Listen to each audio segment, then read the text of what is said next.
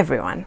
Today we're going to be talking about a topic that is widely discussed and debated, and a lot of people have a lot of opinions about it, a lot of people have a lot of questions about it, and I want to express my own take on the topic, my own ideas around the topic.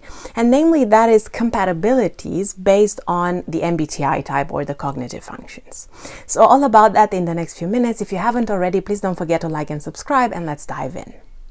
Now, compatibility. A lot of people ask, if I'm this type, then what other type do I get along best with?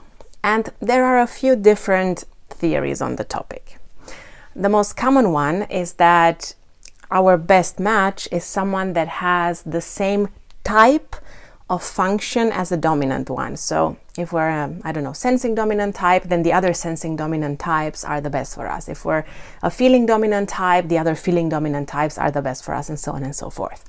So here we have typical golden pairings like ISFJ and ESTP, INFJ and ENTP, INTJ and ENFP, ESFJ and ENFJ or ISFP. Okay, so there's this very classical idea that you will find in a lot of MBTI related texts, books, videos, and so on and so forth. Other theories say that we should try to find people who have similar cognitive functions to us. And I used to believe this quite a lot. I still subscribe to it to a certain extent, that interacting with people who have the same set of cognitive functions in our main four, so in socionics we would say they are from the same quadra as us, then we are more likely to communicate well with each other and understand each other well. So let's say that ESFJ, ISFJ, ENTP and INTP would all get along well. INFJ, ENFJ, ESTP and ISTP would all go along well, and so on and so forth.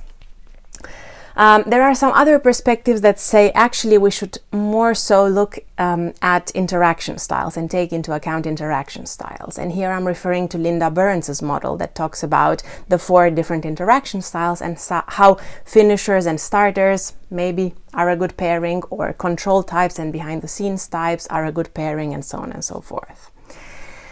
Now, I don't really like this really rigid classification of compatibility, because I find that actually in most cases it doesn't work.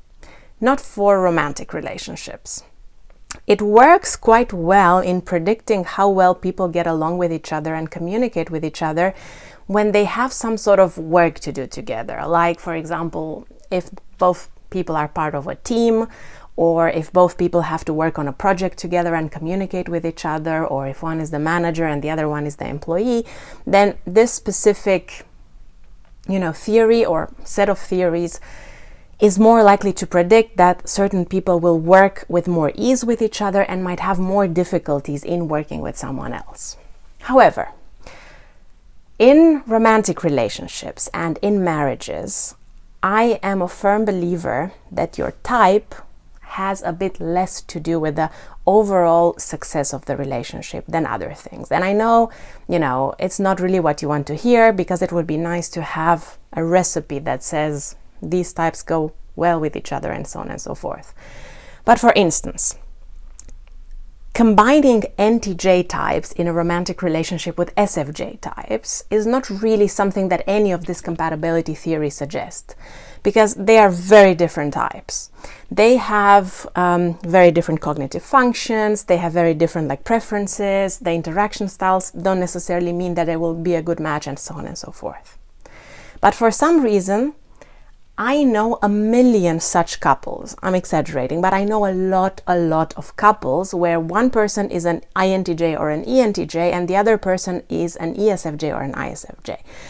And even though usually these people need to put a lot of work into their relationship, they need to spend some time refining their communication styles. They need to spend some time getting to know each other and understand each other so they don't take things personally in the relationship. Overall, if they do that, the likelihood of that relationship succeeding is a very high one. I see it again and again. My parents are this combination.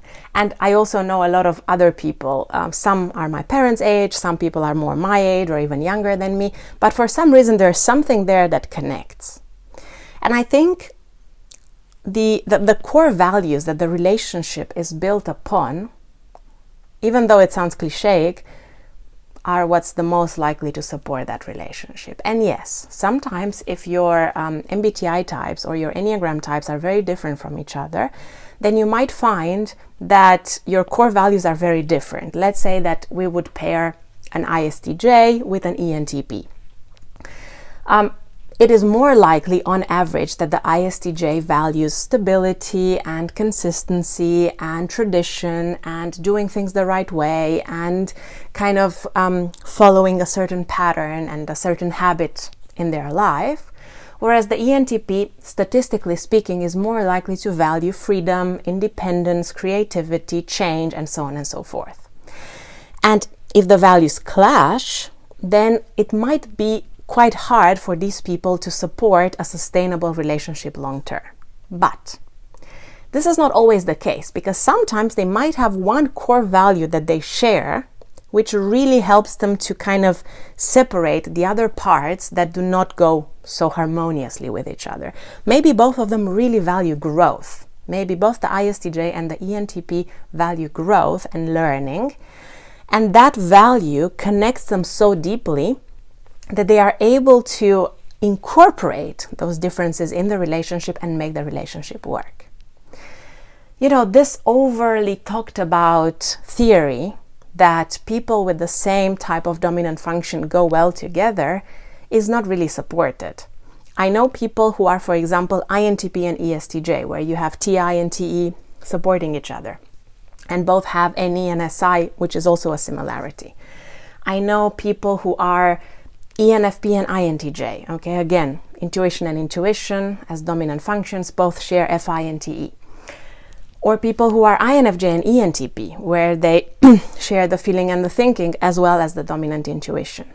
But these couples don't work. There is attraction, there is compatibility, there is ease in communication, but for some reason something gets lost along the way.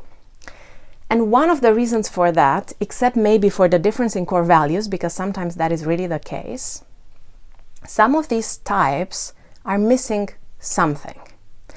When both people, for example, are extremely intuitive, or both people are extremely focused on thinking or on feeling, this can create a lack of balance in certain areas of their life. And as the couple matures, grows, they spend more time together, you know, they start getting involved in different activities, they get children, whatever.